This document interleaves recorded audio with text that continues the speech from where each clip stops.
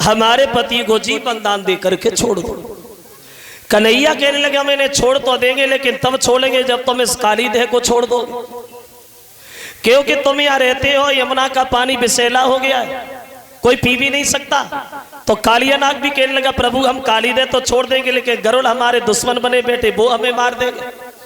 जवाब दिया हमारे पैरों के चिन्ह तुम्हारे सर पे बने गए, इन्हें देख करके गरुड़ तुमसे कुछ भी नहीं कहेंगे।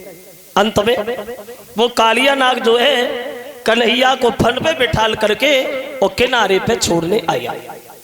यशोदा ने गोद उठा लिया और पूछने लगी लाला ये कालियानाग तो बड़ा घमंडी है, तेरे साथ कैसे चलाया? अब कन्हैया नहीं बोल पाए, मनसुखा बोलना शुरू, ए मैया इससे क्या पूछ रही है, हमसे पूछ। जब से जे काली देह में गिरो हो तो हम तभी से चिल्लाए थे घबराइए ना हम आ रहे हैं, इसकी डर की वजह से आया। भगवान बोले हाँ तेरी बात सही है। अंत में वो कमल के फूल कंस को भिजवाए गए। उन फूलों को देख करके कंस की चिंता घटी नहीं बल्कि और ज्यादा बढ़ गई वहां। और वो कालियानाग जो है काली देह का त्याग करके रमणक द्वीप के लिए चला गया। अब सवाल ये बनता है कौन था ये कालियानाग और क्यों रहने लगा था काली देह पे? देखो सुखदेव समझा रहे, सुनो महाराज परीक्षित, ये कालियानाग और गरुड़ जे दोनों सगे भाई थे। इनकी मां अलग थी और पिता एक था। गरुड़ की मां का नाम था बिनता और कालियानाग की मां का नाम था कद्रू। दोनों सोते सोते थे।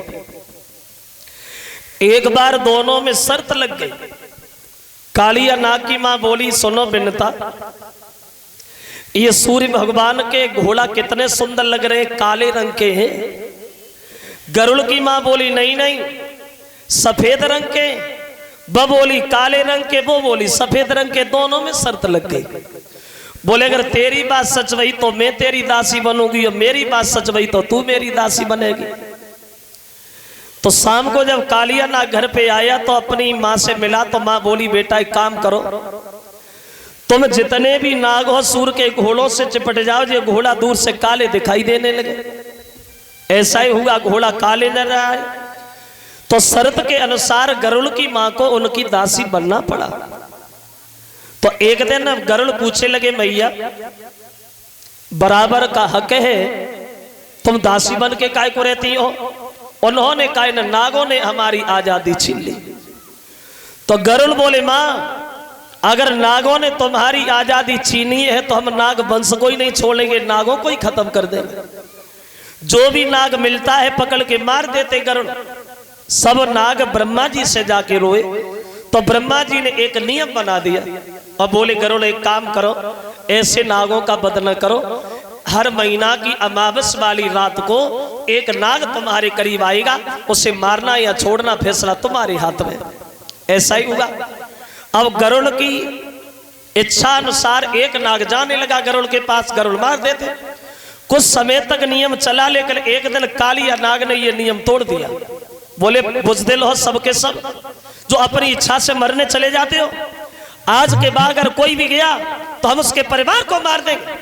तो इसी बात के बदले में गरुड़ में और कालियानाग में युद्ध छिड़ गया।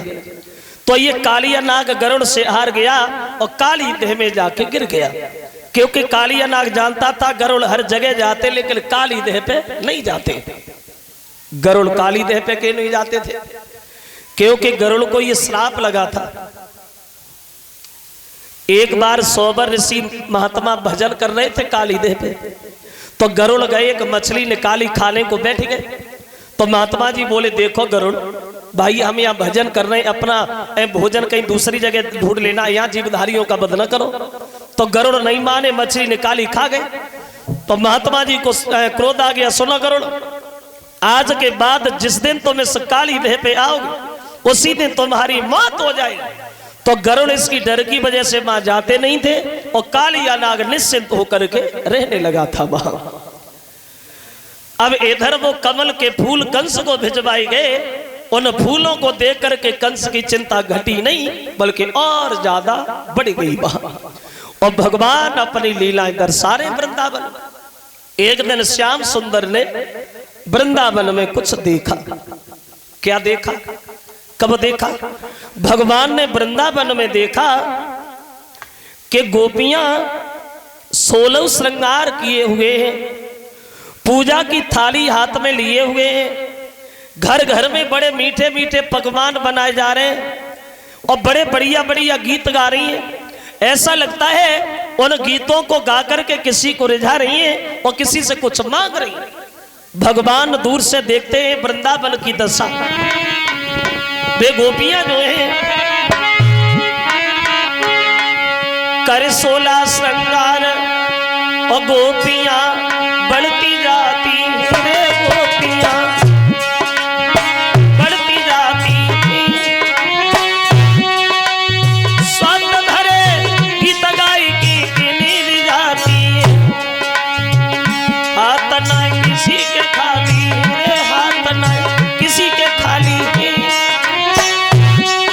कोई नए नारियल जाएगा पे पूजा की थाली।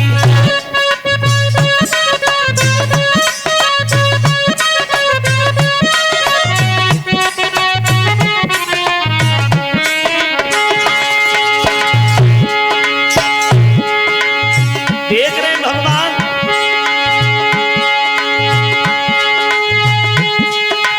अरे हाथ नहीं किसी के खाली, कोई नए नारियल जाएगा पे पूजा की थाली है। तो मन में सोचे बनवारी रे, तो दिल में सोचे बनवारी, और गए वहां पे आई खड़ी जाए सुधा महतारी।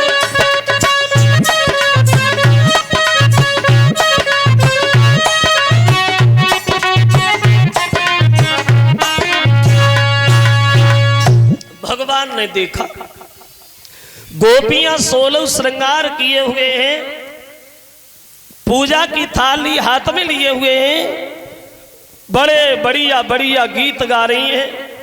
ऐसा लगता है उन गीतों को गा करके किसी को रिझा रही हो, किसी से कुछ मांग रही। तो कन्हैया ने मन में सोचा, इन ग्वालों को ये खबर नहीं है कि हमें क्या करना है और क्या नहीं करना, और हमने इन्हें बताया भी नहीं। चलो आज मौका बढ़िया इन्हें बता देते कि क्या उचित है क्या अनुचित है। अब कन्हैया मैया यशोदा के करीब गए तो यशोदा ने गोदी में उठा लिया, बैठो श्याम। अब मैया गोदी में बैठा ले भगवान, तो भगवान अपनी माँ से सवाल करने लगे, मैया एक बात बता, क्या ये वृंदावन में जो आज हम देख रहे हैं इससे पहले मैंने कभी नहीं देखा। ये गोपियां सब जा का रही हैं माँ, और ये सब लोग कर क्या रहे हैं। अब कन्हैया अपनी माँ से पूछ बैठे, मैया बोलो। तो मैया री आज नया उत्सव और किस लिए मनाया जाता है।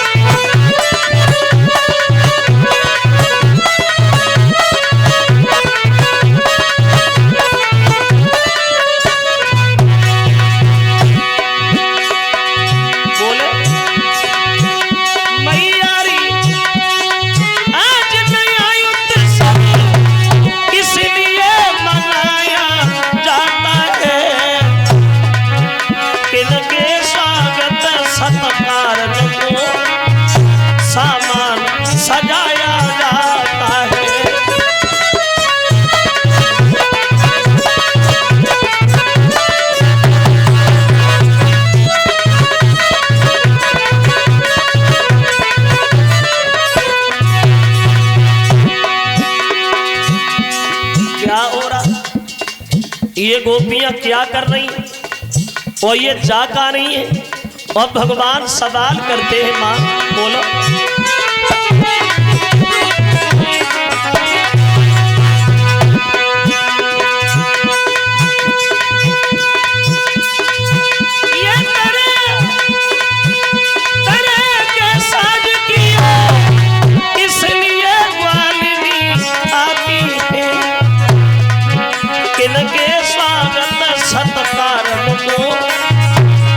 कारण इन्हीं मना।